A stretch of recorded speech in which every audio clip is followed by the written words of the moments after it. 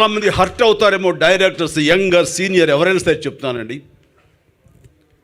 Cinema అన్నది first director అనేది ఒక సూపర్ డూపర్ హిట్ సినిమా ఇవ్వటం కాదు, ఒక అద్భుతమైన కథ ఇవ్వటం కాదు, అన్నీ అయ్యి ఓకే అనుకున్న తర్వాత ప్రొడ్యూసర్స్కి ఆన్ టైం ఇవ్వడం కాదండి, ప్రొడ్యూసర్స్కి విత్ ఇన్ ద బడ్జెట్ కానీ సినిమా తీయటం మీ మొదటి సక్సెస్గా ప్రతి ఒక్కరు అనుకోవాలి.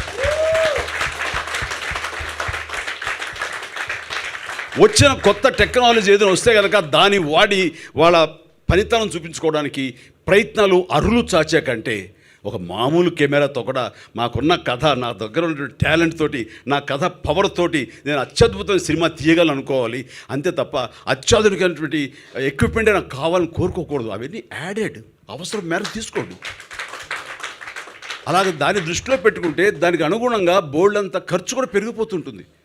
ఇలాంటి నిర్మాతలు దేనికేస్తారు, నెరవని నిర్మాతలు దేనికేస్తారు మీ ఇష్టం అనే వాళ్ళు ఉంటే కనుక ఇంకా అడ్వాంటేజ్ అయిపోతుంది. అలాగా దయచేసి ఇండస్ట్రీ బాగుండాలి అంటే ప్రప్రథమంగా బాధ్యత తీసుకునే వాళ్ళు, అది గుర్తెరగాల్సిన వాళ్ళు directors, captain of the ship. అలా ప్రతి వాళ్ళు ఆలోచించుకోవాలి. అరే నేను బాబీ కంటే అయితే ఇంకొకరి కంటే నేను తక్కువ చేస్తే నాకు అవమానం అని బాబీ అనుకుని, బాబీ అంత ఖర్చు పెట్టాడు వాడికి నేను తక్కువ తీయకూడదు, even though my subject is not demanding అని అవసరం మేరకు ఖర్చు పెట్టి బాబీ కంటే 10 కోట్లు ఎక్కువ ఖర్చు పెట్టా మన సినిమా అని అనుకోవడం. ఇది ఏమండి రేపు పొద్దున మీరు మీడియా వాళ్ళు ఉద్దేశించి వీళ్ళని ఉద్దేశించి అనకండి సార్, తప్పు, రాంగ్. దీన్ని మీరు ప్రొజెక్ట్ చేయొద్దు. ఇది ఏ ఒక్కరినో ఉద్దేశించి కాదు. మీరు అలా చేస్తే కనుక మీరే చిన్నవాళ్ళు అవుతారు. ఇది ఇండస్ట్రీ విశాలంగా విస్తృతంగా నేను ఒక సలహాగా ఇస్తున్నాను. డైరెక్టర్లు అన్నవాళ్ళు ప్రొడ్యూసర్ని బతికించాలి, ప్రొడ్యూసర్లకి వాళ్ళు భుజం కాయాలి. ఆ రకంగా ఈ సినిమా అదృష్టం కొద్దీ ఈ సినిమా ఒకవేళ యావరేజ్ సోసోగా ఆడి తన డబ్బులు తను తెచ్చుకుని క్విట్స్ అయినా సరే నా నిర్మాతలకు నష్టం లేదు, జరగదు. బ్లాక్ బస్టర్ అయింది, నథింగ్ లైక్ దాట్. ఇంకా వాళ్ళ ఇష్టం అది. వాళ్ళకి మహా సంతోషపడితే ఒక ఎక్స్ట్రా డబ్బులు కూడా ఇస్తారు, కాదనం తీసుకుంటాం.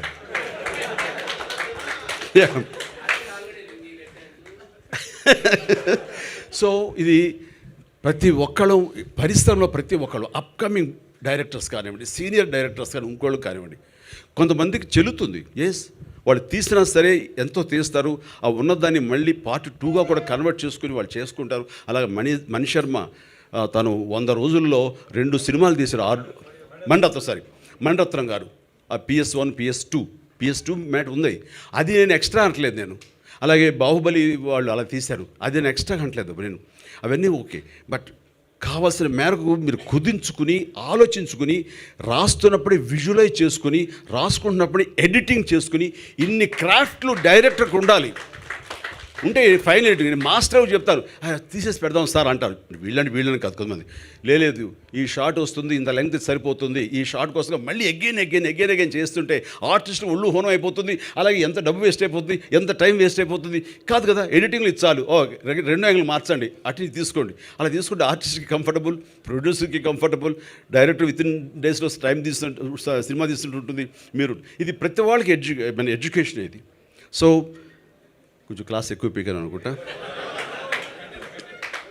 సో ఇది ప్రొడ్యూసర్స్ బతకాలి, ప్రొడ్యూసర్స్ నిలదొక్కుకోవాలి. వాళ్ళు ఉంటేనే ఈ రోజున మనందరం బాగుంటాం. మనం ఇంత డబ్బు తీసుకుంటున్నామంటే అది నిజంగా వాళ్ళందరూ బాగుంటేనే, వాళ్ళు బాగుంటే ఎక్కడికో వెళ్ళరు, మనకే ఇస్తారు. Thank you sir. It's not only a film, but it's a journey with Koratal Shiva for many years. I mean, we've known each other since this movie of mine called Brindavanam. Yes. And Shiva was the writer for the movie, and it was this growth of friendship between me and him. And then when he started off as a filmmaker, my interest towards him, my respect towards him has only increased with every film he's done. But I mean, it was very tough for him to sustain that kind of blockbusters which he's delivered. Right. It's only because Shiva has nothing in mind but the story of the film. It keeps running in his head. He just needs the right space. He just needs the right people around him to just excel in it. And when our journey started, right before RRR released, so he came up with this idea of